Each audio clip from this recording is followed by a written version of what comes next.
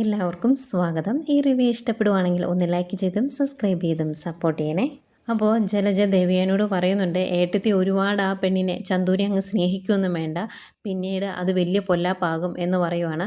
അന്നേരം ദേവയാനി ചോദിക്കും, അതൊരു കൊച്ചുകുട്ടിയല്ലേ, അതിനെ സ്നേഹിച്ചു എന്ന് കരുതി ഇപ്പോൾ എന്താവാനാണ് എന്ന് ചോദിക്കുമ്പം ജാനകി പറയുന്നുണ്ട്, അതിൻ്റെ അവകാശികൾ ആരെങ്കിലും അതിനെ അന്വേഷിച്ച് വന്ന് അതിനെ കൂട്ടിക്കൊണ്ട് പോയിട്ടുണ്ടെങ്കിൽ ഏട്ടത്തിക്ക് പിന്നീട് ആ വിഷമം മാറാൻ ഒരുപാട് സമയമെടുക്കും എന്ന് പറയുമ്പം ദേവേനി പറയുന്നുണ്ട്, അതിന് ആ കുട്ടിയെ അന്വേഷിച്ച് ആരും വരികയില്ലെന്നല്ലേ അച്ഛൻ പറഞ്ഞത് എന്ന്. നേരം ജലജ പറയുന്നുണ്ട്, അച്ഛൻ അങ്ങനെ മുന്നും പിന്നും നോക്കാതെ പലതും ചെയ്തു വെച്ചിട്ടുണ്ട്, അതൊന്നും കണ്ട് ഏട്ടത്തി അവളെ ആ കൊച്ചിനെ സ്നേഹിക്കാനൊന്നും നിൽക്കണ്ട കേട്ടോ എന്നിങ്ങനെ പറഞ്ഞുകൊണ്ടിരിക്കുമ്പോഴാണ് അങ്ങോട്ടേക്ക് അബി വരുന്നത്. അബിയുടെ കയ്യിൽ കുറേ കവറുകളൊക്കെ ഉണ്ട് കേട്ടോ.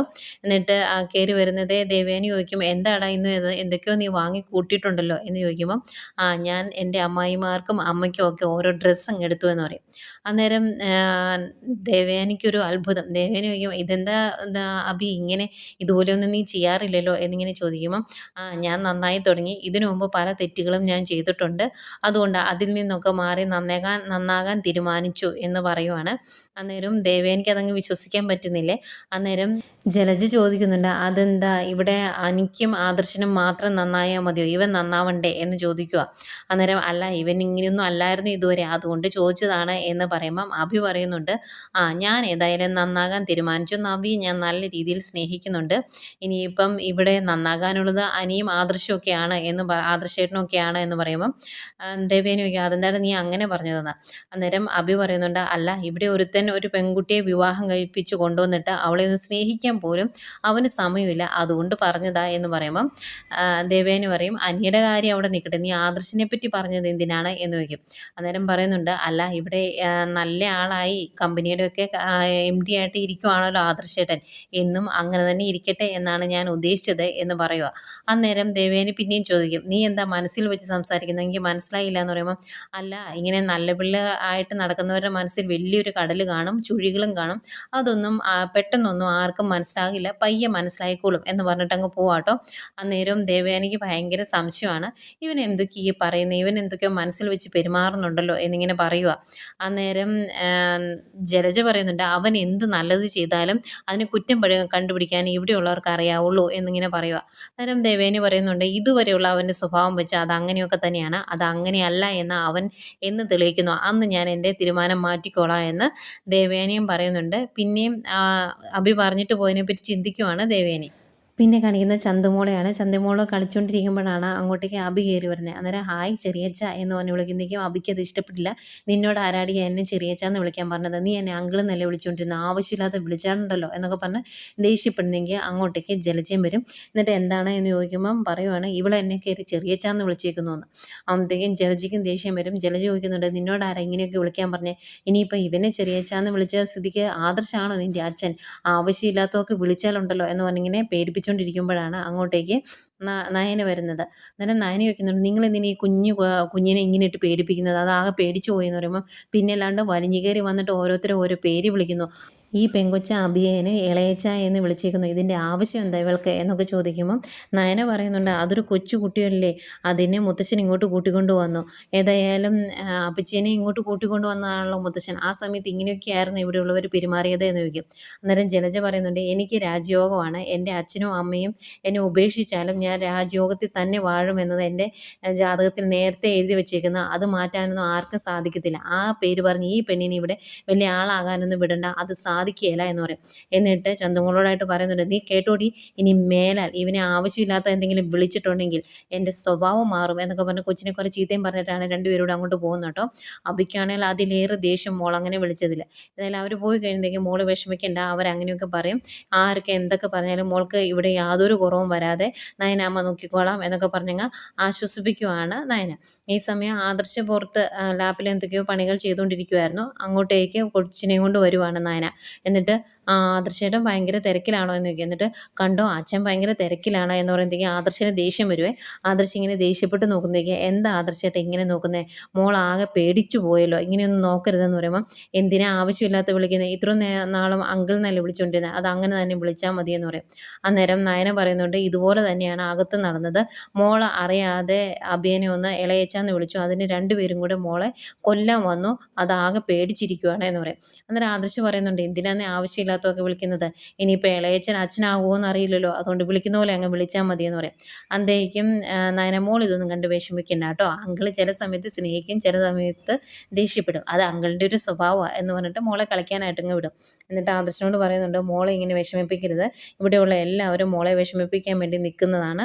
ആ കൊച്ചിനെ അത്യാവശ്യം കാര്യങ്ങളൊക്കെ മനസ്സിലായിട്ടുണ്ട്, അതുകൊണ്ട് തന്നെ ഇങ്ങനെയൊക്കെ ഓരോരുത്തർ പറയുമ്പോൾ അതിന് ഈ വീട്ടിൽ നിന്ന് പോകേണ്ടി വരുമോ എന്നോർത്ത് വിഷമമാണ്. അതുകൊണ്ട് ആദർശേട്ടൻ വിഷമിപ്പിക്കരുത് എന്ന് പറയുമ്പം ആദർശ് പറയുന്നുണ്ട്, അത് തീരെ പൊടിക്കൊച്ചൊന്നുമില്ല, അത്യാവശ്യം അതിന് കാര്യങ്ങളൊക്കെ മനസ്സിലാക്കാറായി, അതുകൊണ്ട് തന്നെ ആവശ്യമില്ലാത്തൊന്നും പറഞ്ഞ് പഠിപ്പിക്കേണ്ട, നിൻ്റെ വീട്ടുകാരൊന്നും ഇത് അറിഞ്ഞിട്ടില്ല, അവരൊക്കെ ഇതെങ്ങനെ എടുക്കുമെന്ന് പോലും എനിക്കറിയില്ല എന്നൊക്കെ പറഞ്ഞ് ആദർശം മനസ്സിലായ വിഷമം അങ്ങ് പറയുക.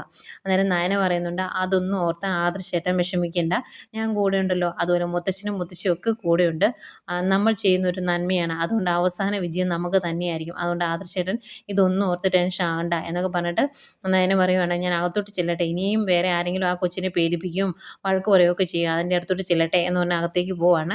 ആദർശന് എന്തായാലും മനസ്സിലൊരു വിഷമമൊക്കെ ഉണ്ട്. പിന്നെ കാണിക്കുന്ന അബിയാണ്. അബി പിന്നെയും അബിയുടെ ആ ഉടായ്പ പരിപാടിയൊക്കെ തുടങ്ങിയിട്ടുണ്ട്, ഏതെങ്കിലും പെൺകുട്ടികളെ കറക്കി വീഴ്ത്തുക, അവളുമായിട്ട് കറങ്ങി നടക്കുക, അതൊക്കെ തന്നെ.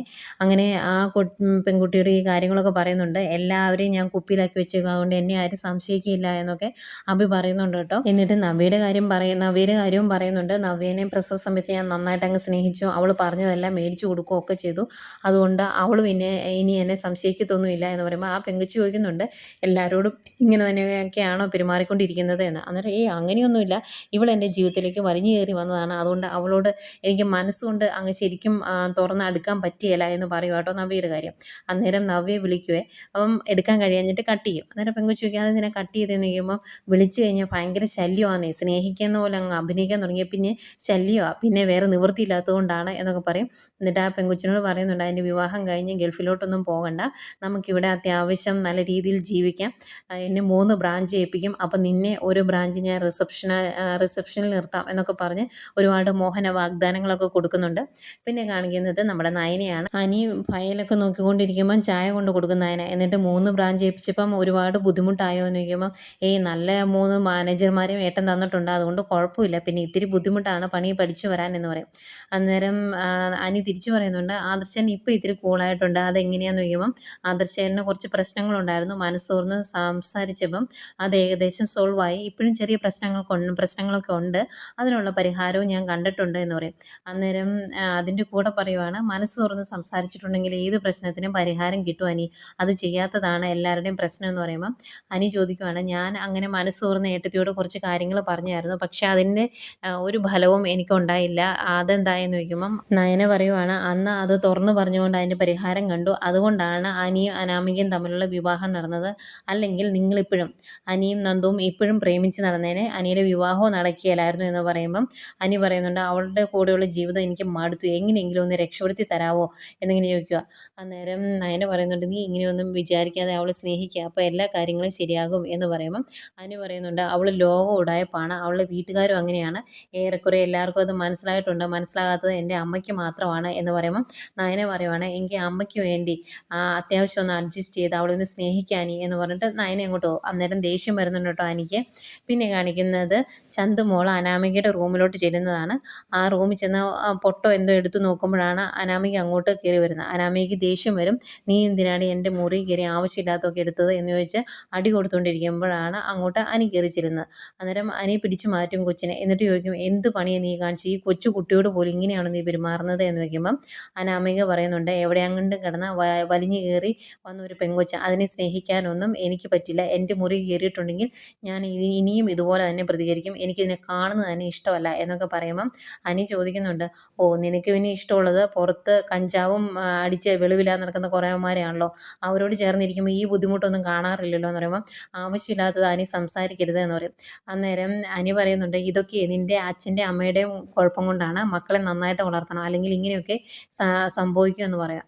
അന്തേയും അനാമിക പറയുന്നുണ്ട്, ഇനിയും ഇങ്ങനെയൊക്കെ ഇവിടെ നിന്ന് സംസാരിച്ചിട്ടുണ്ടെങ്കിൽ ഞാൻ എന്ത് ചെയ്യുമെന്ന് എനിക്കറിയത്തില്ല, അനന്തപുരിയിലെ കൊച്ചു തമ്പുരാനൊന്നും ആണ് എന്നൊന്നും ഞാൻ ഓർക്കില്ല എന്ന് പറയുമ്പം അനി പറയുന്നുണ്ട്, മോളെ ഈ റൂമിലേക്ക് ഇനി മോള് വരരുത്, കാരണം ഇവിടെ തലയ്ക്ക് സ്ഥിരമില്ലാത്ത ഒരുത്തിയാണുള്ളത്, അതിൻ്റെ പിരി എപ്പോഴാണ് ഇളകുന്നതെന്ന് അറിയത്തില്ല എന്ന് പറഞ്ഞാൽ മോളെ കൂട്ടിക്കൊണ്ട് പോകുമ്പോൾ പിരി ഞാൻ പറയുന്നില്ല എന്ന് പറഞ്ഞാൽ അവിടെ കിടന്ന് തുള്ളുക കേട്ടോ.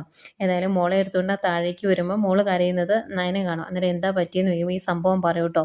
എന്നിട്ട് അനി അതിൻ്റെ കൂടെ പറയുന്നുണ്ട്, ഇതുപോലെയുള്ള കുഞ്ഞു കുട്ടികളെ പോലും സ്നേഹിക്കാനുള്ള മനസ്സ് അവൾക്കില്ല, ഇതുപോലെ ഒരു സാധനത്തിനെ എൻ്റെ തലയിൽ കെട്ടിവെച്ചല്ലോ, അവളുടെ കൂടെയുള്ള ജീവിതം ഞാൻ മടുത്തു, എങ്ങനെയെങ്കിലും ഒന്ന് രക്ഷിച്ച് തരാമോ എന്ന് വെച്ചിട്ട് കുഞ്ഞിനെയും കൊണ്ട് അങ്ങ് പോവാണ് അനി. അന്നേരം ഇതെല്ലാം കേട്ടങ്ങ് ദേഷ്യം വരുന്നുണ്ട് നയനയ്ക്ക്. നയന നേരെ അനാമികയുടെ റൂമിലേക്ക് വരും. എന്നിട്ട് ചോദിക്കുന്നുണ്ട്, നീ എന്തിനാ കുഞ്ഞിനെ തല്ലിയത് എന്ന്. അന്നേരം അനാമിക പറയുന്നുണ്ട്, എനിക്ക് ആ സാധനത്തിനെ കാണുന്നത് ദേഷ്യമാണ്, എൻ്റെ മുറി കയറി ആവശ്യമില്ലാത്തൊക്കെ എടുത്തിട്ടുണ്ടെങ്കിൽ ഞാൻ ഇനിയും കൊടുക്കുമെന്ന് പറയും. അന്നേരം നയനയൊക്കെ ഈ റൂമിലുള്ളത് മൊത്തം അപ്പോൾ അനാവശ്യമായ സാധനങ്ങളാണോ എന്ന് ചോദിക്കുമ്പോൾ അവൾക്ക് അനാവശ്യമാണ്, എൻ്റെ ആവശ്യത്തിനുള്ള സാധനങ്ങളാണ് ഈ റൂമിലുള്ളത് എന്ന് പറയും. അന്നേരം നയന പറയുന്നുണ്ട്, ആ കുട്ടിയെ ഇങ്ങോട്ട് കൊണ്ടുവന്നത് മുത്തശ്ശനാണ്, അതുകൊണ്ട് തന്നെ ആ കുട്ടിയെ വേദനിപ്പിക്കാനൊന്നും ഞങ്ങൾ സമ്മതിക്കത്തില്ല എന്ന് പറയുമ്പം, എൻ്റെ റൂമിൽ കയറണ്ടെന്ന് പറഞ്ഞുതരാം, അങ്ങനെ ചെയ്തിട്ടുണ്ടെങ്കിൽ എൻ്റെ സ്വഭാവം മാറുമെന്ന് പറയും. അന്നേരം നയന പറയുന്നുണ്ട്, ഇനി മോളെ എന്തെങ്കിലും ചെയ്തിട്ടുണ്ടെങ്കിൽ നിൻ്റെ കാരണം ഞാൻ അടിച്ചു പൊളിക്കുമെന്ന്.